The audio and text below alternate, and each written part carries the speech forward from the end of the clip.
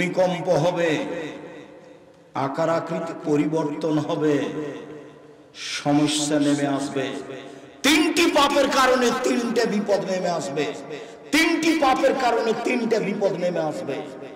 বিপদ এক, ভূমিকম্প হবে। বিপদ দুই, সন্ধ্যায় থাকবে মানুষ, সকালে হবে শুকুর। সন্ধ্যায় থাকে মানুষ, সকালে হবে বানর। একবারে হুবাহু বানর হয়ে যাবে, হুবাহু শুকুর হয়ে যাবে, শোর হয়ে যাবে। যারা গান বাজনা, খেলতামাশা, বাদ্যযন্ত্রে মত্ত আছে, যারা নাচ গানে মত্ত আছে, তারাই। সব হাদিস একই রকম। সমস্যা সমস্যা বিভিন্ন দিক থেকে নেমে আসবে। মাদ্রাসায় মারামারি, মসজিদে মারামারি, আলম ওলামার একজন আর একজনের বিরুদ্ধে কথা বলা, একজন আর একজনকে ধুয়ে ছেড়ে দিচ্ছে চিন্তা ভাবনা ছাড়াই। সমস্যা নেমে আসবে। জমির দাম যা, বৃষ্টির খরচ প্রায় তাই। সমস্যা নেমে আসবে। এক, ভূমিকম্প। দুই, আকার আকৃতি পরিবর্তন। তিন, সমস্যা। এবার পাপ তিনটা। এক, সারেবুল খামরা, মানুষ যখন নেশাদার দ্রব্য পান করবে তখন এরকম। দুই, সাহারাতুল কায়নাত, মেয়েরা যখন নাচবে। সব মোবাইলে মেয়ে নাচে, প্রায় সব দোকানে মেয়ে নাচে, প্রায় সব বাড়িতে মেয়ে নাচে, যেটা আপনি রাত দিন দেখছেন। তিন, অজারাবুল মাজিব, যেদিন তারা বাদ্যযন্ত্রে লিপ্ত হবে, গান বাজনায় লিপ্ত হবে, সেদিন এই তিনটে বিপদ নেমে আসবে। চলে চলে। এবার রাসূল সাল্লাল্লাহু আলাইহি ওয়াসাল্লাম দুঃখ করে, আফসোস করে যেগুলো কথা বলেছেন সেগুলোতে যায়। সাওবান মাওলা রাসূলুল্লাহ সাল্লাল্লাহু আলাইহি সাল্লাম, সাওবান রাদিয়াল্লাহু তাআলা আনহু বলেন, আল্লাহর নবী বলেছেন, ইন্না মিম্মা তাখাওয়াফা আলা উম্মতি, আমার উম্মতের উপরে আমি যেসব বিষয়ে আশঙ্কা ভয় করি, আমার উম্মতের উপরে যেসব আমি আশঙ্কা ভয় করি, আমার উম্মতে সব পাপে লিপ্ত হবে। এক, আইম্মাতাম মুজিল্লিন, ভ্রান্ত হুজুর, হুজুর ধর্ম বিক্রি করে খাবে। শুনুন, কোরআন মাজিদ খুলে আয়াত দেখাচ্ছে, এ দেখেন আল্লাহ বলছেন ভোট দিতে হবে, এভাবে বলছেন। কোরআন মাজিদ খুলে দেখাচ্ছে যে আল্লাহ বলছেন মিলাদ করতে হবে। কোরআন মাজিদ খুলে দেখাচ্ছে হুজুর, আল্লাহ নবী বলছেন, জাতির উপরে আমি আশঙ্কা করে গেলাম যেগুলো ঘটবে। এক, ভ্রান্ত হুজুর। উমর রাদিয়াল্লাহু তাআলা আনহু যদি আজকে বেঁচে থাকতেন, তাহলে বাংলাদেশের শতকরা 95 জন বক্তার আজীবন জেলে, কেউ বাইরে থাকতে পারত না। বক্তৃতা করা তো বহু দূরের কথা।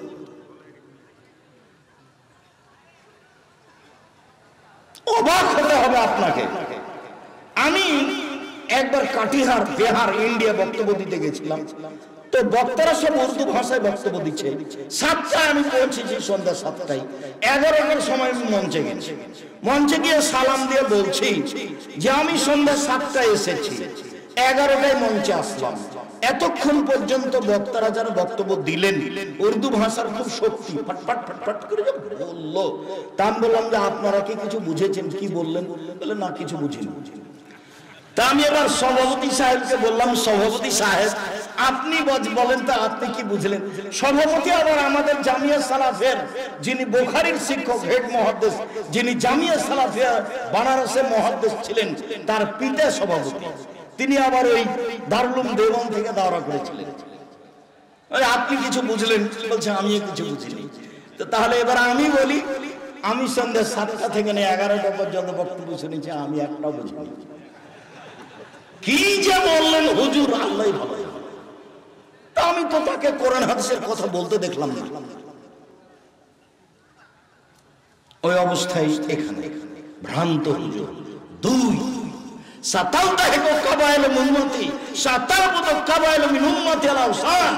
আমার উম্মত মূর্তি পূজা করবে, মূর্তিকে ভালোবাসবে, মূর্তিখানায় যাবে, ছেলে মেয়ের বাপ মায়ের ছবি মূর্তি সুন্দর করে সাজিয়ে রাখবে বাড়িতে। ও নাকি শিক্ষিত ছেলে, ও হলো কুসন্তান, অশিক্ষিত সন্তান। এরকম মানুষকে কবর দিতে এসেছি। কি করে তার ছেলে বাপের কবরকে এভাবে, তার বাপের ছবিকে এভাবে সাজিয়ে রাখতে পারে, মায়ের ছবিকে এভাবে সাজিয়ে রাখতে পারে? বলে যে আমি মাকে সম্মান করছি। বল হিসাব, মা মারা গেছে, মাটি দিয়ে বাড়িতে ঢুকে পাসপোর্ট সাইজের ছবিটা টুকরা টুকরা করে ছিঁড়ে ফেলে মায়ের জন্য হাত তুলে দোয়া করবে কবরের পাশে। এ হলো সুসন্তান। আমার উম্মত হিন্দুদের সাথে মিশে যাবে। দেখেন সব বাড়িতে পুতুল আছে, সব বাড়িতে কাঁকড়া আছে, নাতির জন্য পুতুল কিনে নিয়ে এসেছে, না না, নাতির জন্য একটা পট কিনে নিয়ে এসেছে, না না সেটা ঘোড়া। নাতির জন্য একটা কাপড় কিনে নিয়ে এসেছে, তাতে আছে আপনার ওই কার্টন। যেখানে যাবে সব ইহুদি খ্রিস্টান রাস্তাঘাট ঘিরে রেখেছে।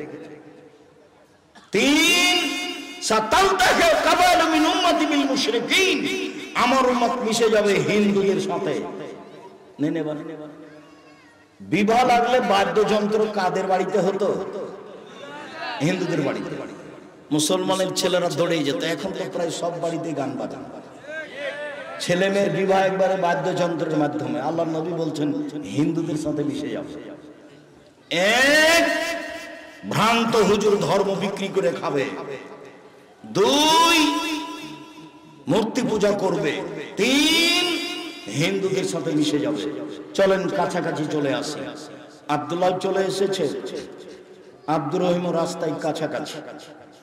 আলহামদুলিল্লাহ, আমরা আল্লাহর শুকরিয়া আদায় করি। আলহামদুলিল্লাহ, জাযাকাল্লাহ খায়র।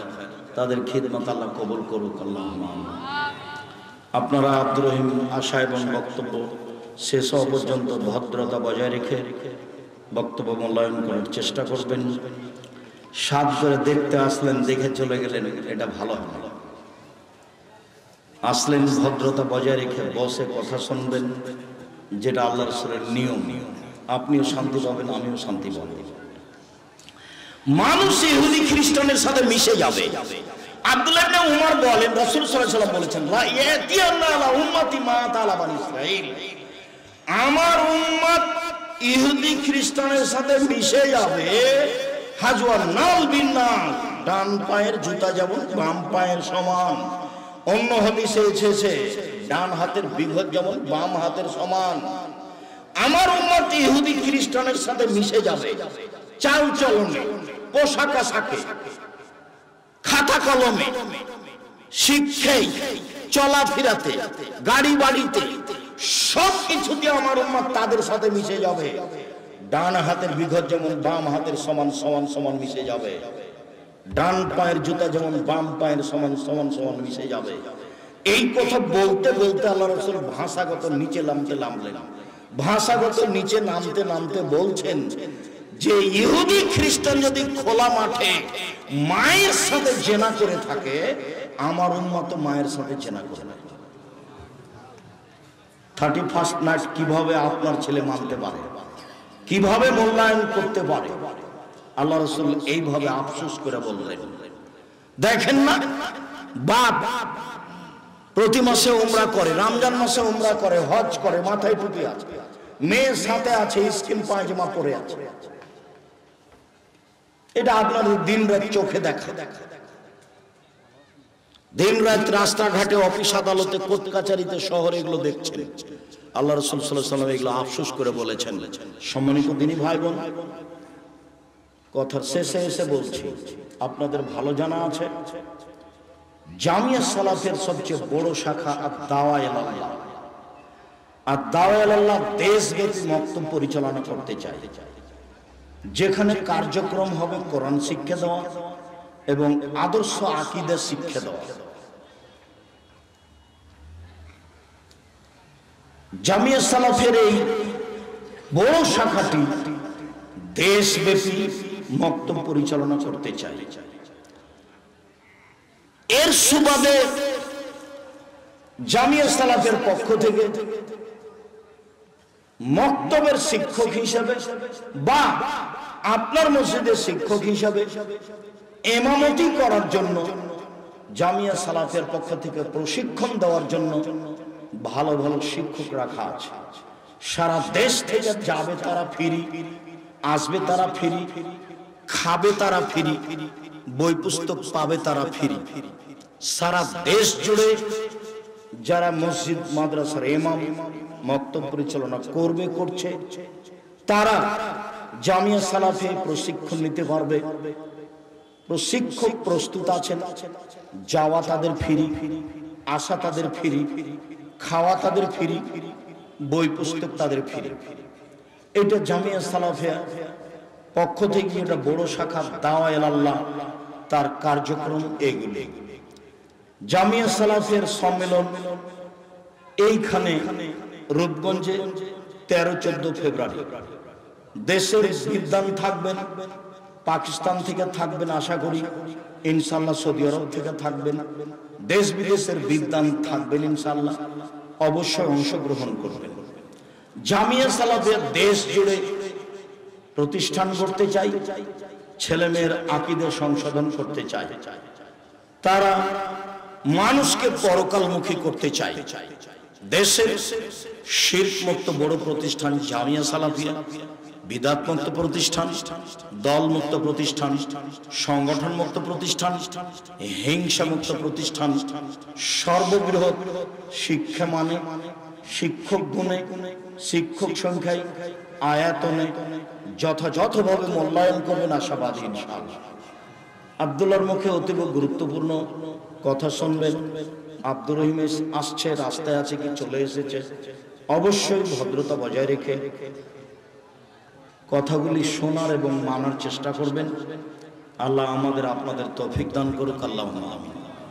উপস্থিত দিনী ভাই বোন সকলের কল্যাণ কামনা করে জামিয়া সালাফের জন্য আন্তরিকভাবে দোয়ার অনুরোধ রেখে আপনার আহাল পরিব আপনার অর্থ সম্পদের জন্য দোয়া করে আজকের আলোচনা এখানেই শেষ করছি। আল্লাহ আমাদের যারা মারা গেছে তুমি তাদের কবরের শাস্তি মাফ করো, আমরা যারা অসুস্থ তুমি তাদের আরোগ্য দান করো, আমরা যারা বেঁচে আছি তুমি তাদেরকে তোমার রাসূলের পদ্ধতি অনুযায়ী চলার তৌফিক দান করো। এই দাবি, এই দাওয়া, এই দোয়া রেখে আজকের কথা এখানেই শেষ করলাম। সুবহানাকা আল্লাহুম্মা ওয়া বিহামদিকা আশহাদু আল্লা ইলাহা ইল্লা আনতা আস্তাগফিরুকা ওয়া আতুবু ইলাইক। আসসালামু আলাইকুম। ব্যস্ততা দেখাবেন না। আলহামদুলিল্লাহ রাব্বিল আলামিন।